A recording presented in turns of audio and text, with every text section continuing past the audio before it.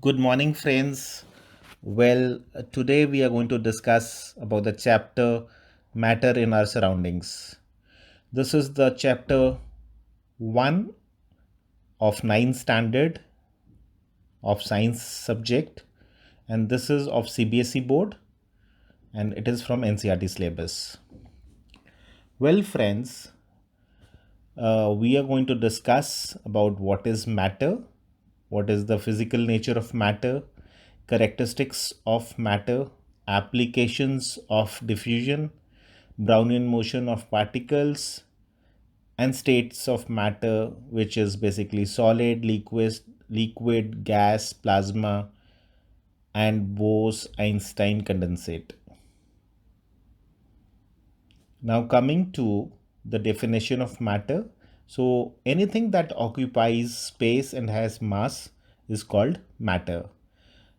Now, our earlier Indian philosophers had classified matter in the form of five basic elements, and which are basically air, earth, fire, sky, and water. However, modern day scientists classify matter on the basis of physical and chemical nature. Now let's take some examples of matter. So chair, bed, river, mountain, dog, tree, building. So many things that you see around are all basically examples of matter. Well, moving forward, now we are going to discuss about physical nature of matter. So here we are going to discuss only about 2 points.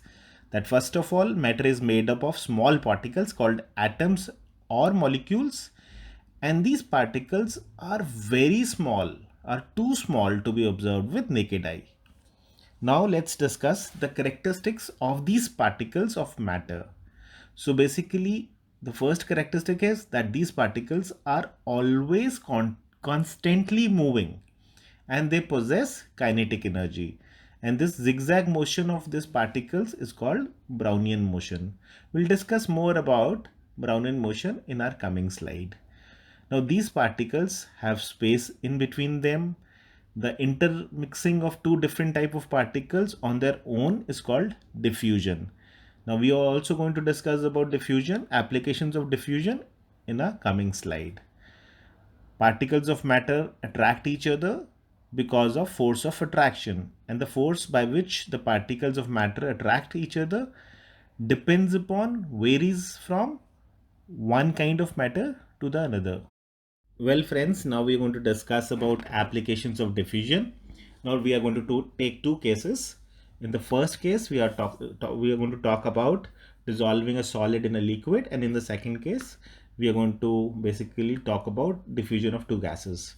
So, talking about the first case, here we are going to mix a crystal of potassium permanganate with water. So, what we'll do is we'll take a crystal and put in the beaker of water, and what we'll see is that the water slowly turns purple on its own without even stirring. So basically, what we infer from this, we infer that basically potassium permanganate crystal and water both are made of tiny particles.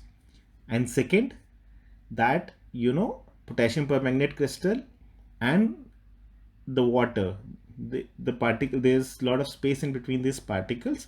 And third, that these particles are continuously moving. So because of this three properties, what happens is that when potassium permanganate crystal is put in water, it automatically turns purple. Now we are going to talk about the second case, wherein we are going to talk about the mixing of two gases. So here we'll take a very simple example. While doing a prayer, we generally lit a incense stick, which is called agarbatti. So when we lit a incense stick, what happens is the fragrance of the stick spreads in the whole room quickly. So here what is happening is basically the particle of gases produced from the incense stick is rapidly moving in all directions and mixing with the moving particles of the air in the room.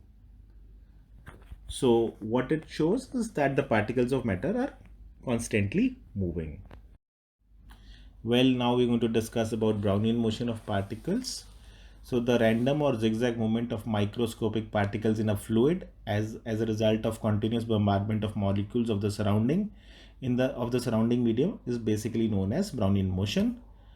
Now let's take an example. Dust moves randomly because of the random moving particles of the air collide with the dust particles. Now let's talk about the states of matter. So there are 5 states: solid, liquid, gas, and we are going to talk about 2 more, that is plasma and Bose-Einstein condensate. So let's start with solids. In solids, the particles are very closely packed. Force of attraction between these particles is very strong. Solids have definite shape and volume. They have high density and cannot be diffused. They are incompressible, and the rate of diffusion in solids is very slow. Well, in liquids, the particles are less closely packed as compared to solids. The force of attraction between particles is less strong. Kinetic energy between particles is more than that in solids. They do not have a definite shape, but they have definite volume. Density is lower than solids and they can diffuse. They are also almost incompressible. The rate of diffusion is much faster in liquids as compared to solids. Well, now let's discuss about gases. Now here the particles are far apart from each other. Force of attraction between particles is negligible. Particles have maximum kinetic energy. Neither they have definite shape nor they have definite volume. Density is also very less and they can very easily diffuse. They are highly compressible. The rate of diffusion is fastest. The pressure exerted by gas is actually the force exerted by random collisions of particles with walls of container per unit area. Now let's talk about plasma. The state consists of super energetic and super excited particles. It mainly consists of ionized gases. Now let's take an example. So if you see in a neon bulb, the neon gas particles inside the bulb are ionized when the electricity is passed through it, which creates plasma which glows inside the bulb, and all stars that glow are also because of plasma in them. Now let's talk about Bose-Einstein condensate. It is formed by cooling of a gas to a very low temperature and decreasing its density to at least 1 by 1000 of the air. And this was basically predicted by Satyendranath Bose and Albert Einstein, and that's why it gets the name Bose-Einstein condensate.